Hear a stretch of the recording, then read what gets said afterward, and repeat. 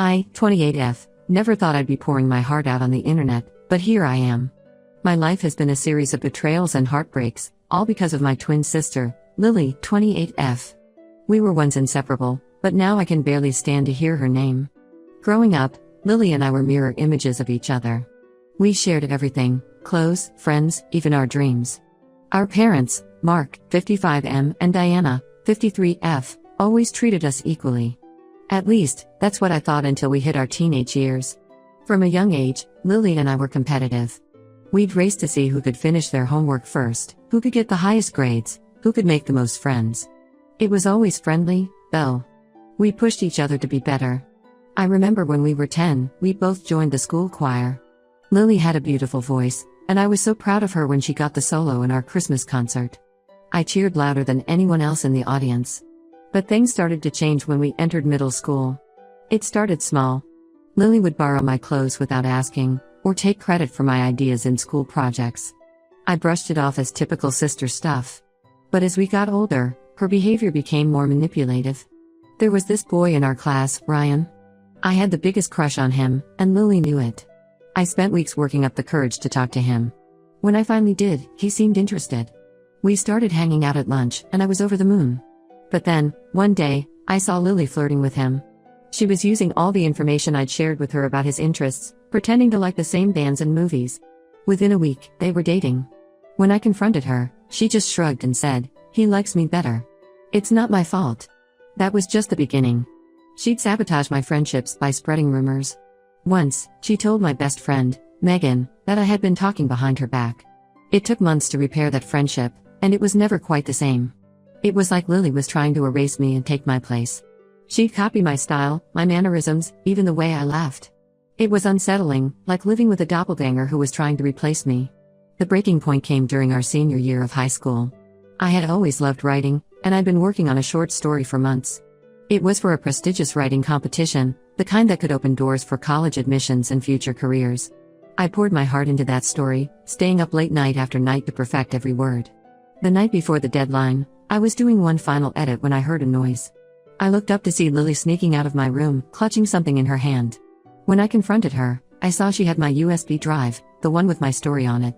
Lily broke down crying, saying she was jealous of my writing skills and just wanted to feel special for once. She promised she was just going to read it, not steal it. Like an idiot, I believed her and let it go.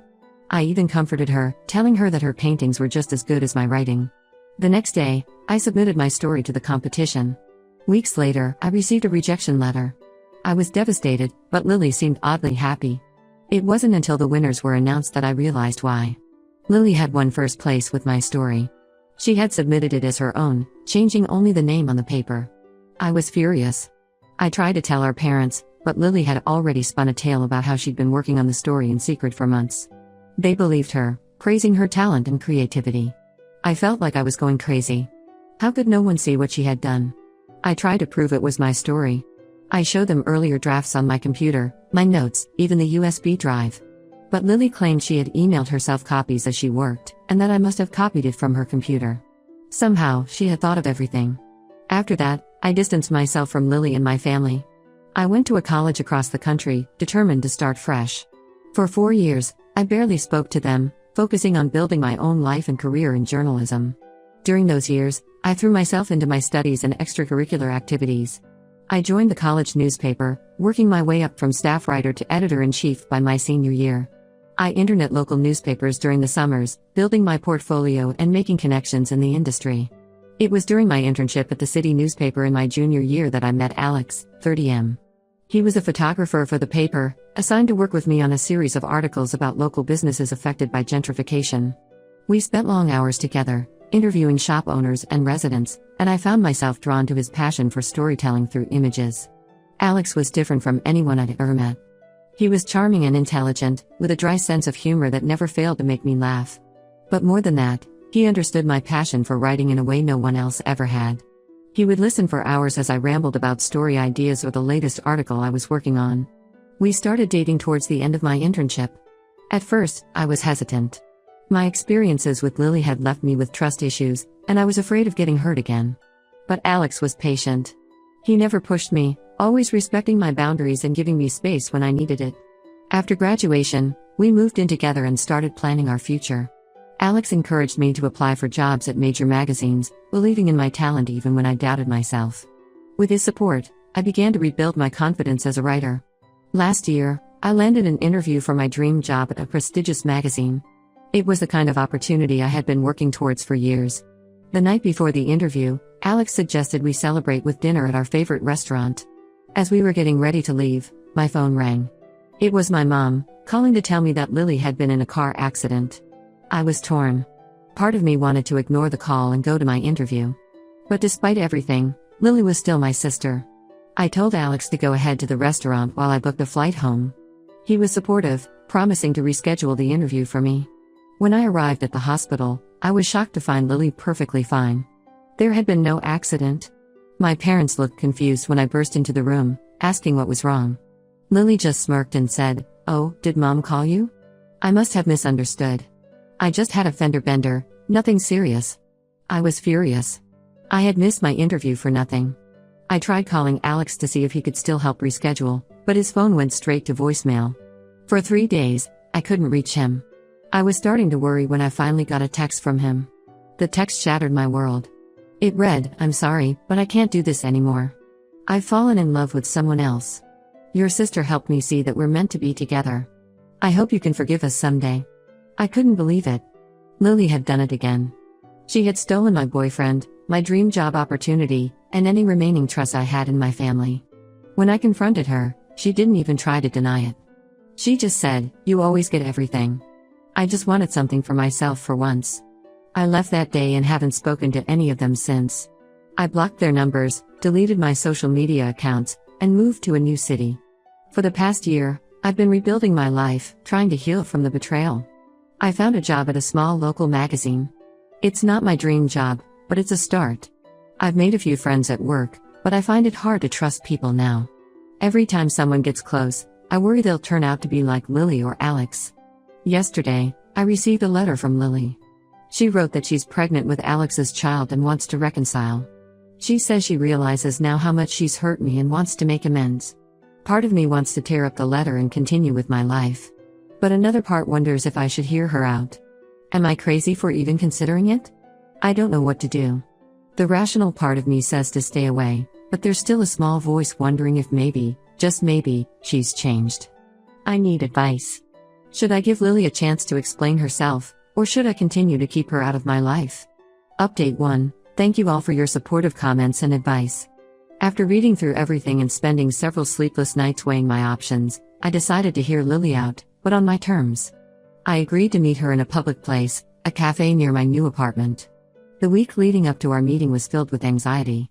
I couldn't focus at work, and my nights were plagued with nightmares about Lily and Alex. I kept replaying all the times Lily had hurt me, wondering if I was making a mistake by agreeing to see her. The day of the meeting, I arrived at the cafe an hour early. I chose a table near the back, where I could see the entrance. As I waited, nursing a cup of coffee that had long gone cold, I couldn't help but remember the last time Lily and I had met in a cafe like this. It was right before we left for college. We had agreed to have one last sister date before going our separate ways. For a moment, it had felt like old times. We laughed over inside jokes and shared our hopes for the future. Lily had reached across the table and squeezed my hand, saying, "No matter what happens, you'll always be my other half." The memory left a bitter taste in my mouth now. When I saw Lily walk through the door, I was shocked. She looked terrible, dark circles under her eyes, hair unkempt, and visibly pregnant. For a moment, I felt a pang of sympathy, but I quickly pushed it aside, remembering why we were here. Lily spotted me and hesitated for a moment before walking over. As she sat down, I could see her hands shaking. We sat in awkward silence for a few moments before she finally spoke. "Thank you for meeting me," she said softly. I wasn't sure you would." I didn't respond, just waited for her to continue. Lily took a deep breath and launched into what seemed like a rehearsed speech. She told me how sorry she was for everything she'd done. She said she had always been jealous of me, feeling like she was living in my shadow. She claimed that stealing my story in high school was the first time she felt truly special, and it had become addictive. Each time she hurt me, she told herself it was justified because I had everything. Lily broke down almost immediately, sobbing and apologizing for everything she'd done. She told me that Alex had left her 3 months into the pregnancy, saying he wasn't ready to be a father. She said she realized then how badly she had messed up and how much she missed having me in her life. As she spoke, I found myself remembering all the good times we had shared as children. Building blanket forts in our room, staying up late to whisper secrets, defending each other against schoolyard bullies. It was hard to reconcile those memories with the person sitting across from me now. Lily begged for forgiveness, saying she wanted to make things right. She even offered to confess to our parents about stealing my story in high school and manipulating Alex. Part of me wanted to believe her, to have my sister back. But then she said something that made me pause. She asked if I would consider adopting her baby when it was born. She said she wasn't ready to be a mother and thought I would be perfect for the role. It felt like another manipulation, another attempt to use me. I know it's a lot to ask, she said, her eyes pleading. But I've seen how great you are with kids. Remember how you used to babysit for the neighbors? You were always so patient and kind. I want my baby to have the best life possible, and I think that's with you. I sat there, stunned. It was true that I had always loved children, and there was a time when I had dreamed of having my own family. But to raise Lily's child? Alex's child? The thought made my head spin. I told her I needed time to think and left the cafe feeling conflicted. As I walked home, my mind was a whirlwind of emotions and memories. I thought about all the times Lily had hurt me, but also about the bond we had shared as children. I thought about the baby, innocent in all of this, who deserved a chance at a good life. That night, I called my best friend from college, Rachel. She had been my rock throughout the past year, one of the few people I still trusted completely. I poured out the whole story to her, my voice shaking as I recounted Lily's request. Rachel listened patiently, then said, "Honey, I know you have a big heart. But you need to think about yourself too. Are you really ready to take on a child, especially one with so much baggage attached?" Her words stuck with me. Was I ready? Could I look at this child every day and not see Lily's betrayal or Alex's abandonment? And what would happen when Lily inevitably changed her mind and wanted the baby back? I'm back at square one, unsure of what to do. Should I give Lily another chance? Should I consider her offer about the baby? Or should I walk away for good this time? The decision feels impossible, and I'm torn between my heart and my head. Update 2. It's been a whirlwind few weeks since my last update.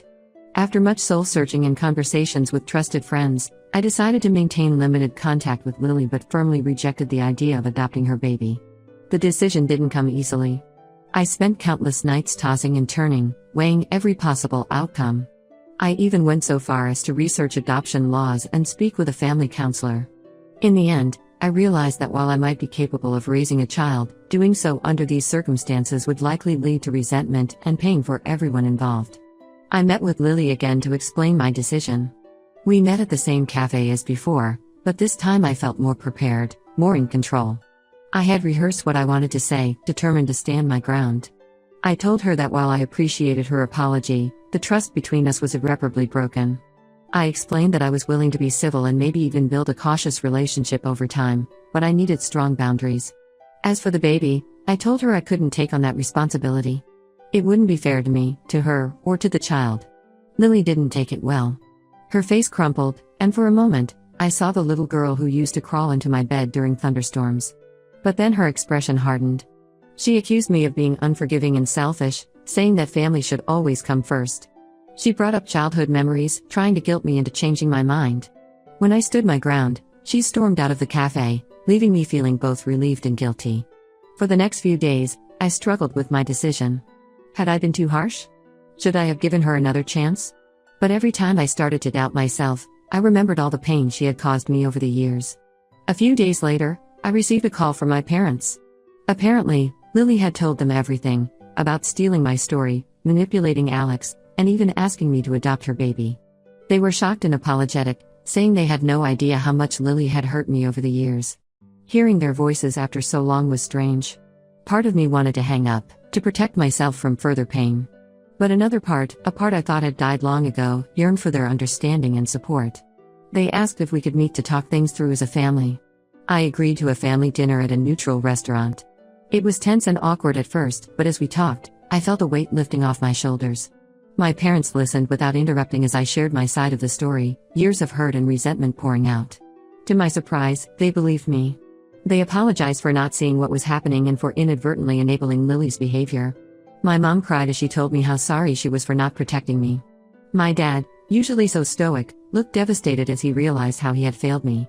They promised to do better, to support me and hold Lily accountable for her actions. It wasn't a magical fix, years of hurt don't disappear overnight. But it felt like a start. Lily was quiet throughout most of the dinner, occasionally nodding or wiping away tears. At the end, she looked at me and said, "I know I don't deserve your forgiveness, but I'm going to spend the rest of my life trying to earn it." I left the dinner feeling cautiously optimistic. It's not a fairy tale ending, there's still a lot of work to be done and trust to be rebuilt. But for the first time in years, I feel like I have a chance at having a family again. I'm taking things one day at a time, focusing on my career and personal growth. I've started therapy to work through my trust issues and set healthy boundaries. It's a long road ahead, but I finally feel like I'm on the right path. Update 3. It's been 6 months since my last update, and a lot has changed. I wish I could say things have gotten better, but unfortunately, that's not the case. At first, things seemed to be improving. Lily was going to therapy, my parents were making an effort to rebuild our relationship, and I was slowly starting to trust them again. We had weekly family dinners, and for a while, it felt like we were becoming a real family again. I even started to feel excited about becoming an aunt. Lily and I went shopping for baby clothes together, and for a moment, it felt like old times. We laughed over tiny shoes and debated the merits of different stroller models. I started to believe that maybe, just maybe, we could move past all the hurt and start fresh. But it didn't last. 3 months ago, Lily gave birth to a baby boy. She named him Alex Jr., which should have been my first red flag. I was there for the birth, holding her hand and trying to be supportive. But as soon as the baby was born, I saw a change in Lily's eyes. She looked panicked, overwhelmed. A week after the birth, I received a frantic call from my mom. Lily had disappeared, leaving the baby with our parents and a note saying she couldn't handle it. I rushed over to find my parents distraught and a wailing newborn. My parents begged me to help take care of the baby while they tried to find Lily. Against my better judgment, I agreed. For 2 weeks, I put my life on hold to help care for my nephew. It was exhausting, but I started to form a bond with the little guy. I found myself singing him the same lullabies our grandmother used to sing to us, rocking him to sleep in the old chair in our childhood bedroom. Then, out of nowhere, Lily returned. She acted like nothing had happened, cooing over the baby and thanking everyone for their help. When I tried to talk to her about her disappearance, she brushed it off, saying she just needed a little break. I was hurt and angry, but for the sake of the baby, I tried to keep the peace. The final straw came last week. I was helping my parents sort through some old bills when I discovered several credit card statements in my name, cards I had never opened. After some digging, I discovered that while she was gone, Lily had used my social security number to open several credit cards and rack up thousands of dollars in debt. When confronted, she claimed she did it for the baby and thought I wouldn't mind helping out. She tried to justify it, saying that since I had bonded with the baby, I should want to contribute financially. It was like a slap in the face after everything I had done to help. I was done. I called the police and filed a report for identity theft. My parents were horrified, begging me to reconsider, saying we could work it out as a family. But I've had enough. I'm pressing charges and cutting all ties with Lily. I've also decided to distance myself from my parents. While they're not as directly responsible, their continued enabling of Lily's behavior is something I can't be around anymore. It hurts, but I know it's necessary for my own well-being. I'm moving again, this time to a different state. I've accepted a job offer at a national magazine that I'm excited about, and I'm looking forward to a fresh start. It's bittersweet, I'll miss the relationship I was starting to rebuild with my parents, and I'll always wonder about my nephew. But I know I need to put myself first for once. I've learned the hard way that sometimes, the family you choose is more important than the one you're born into. I'm grateful for the friends who have stood by me through all of this, offering support and a shoulder to cry on when I needed it most.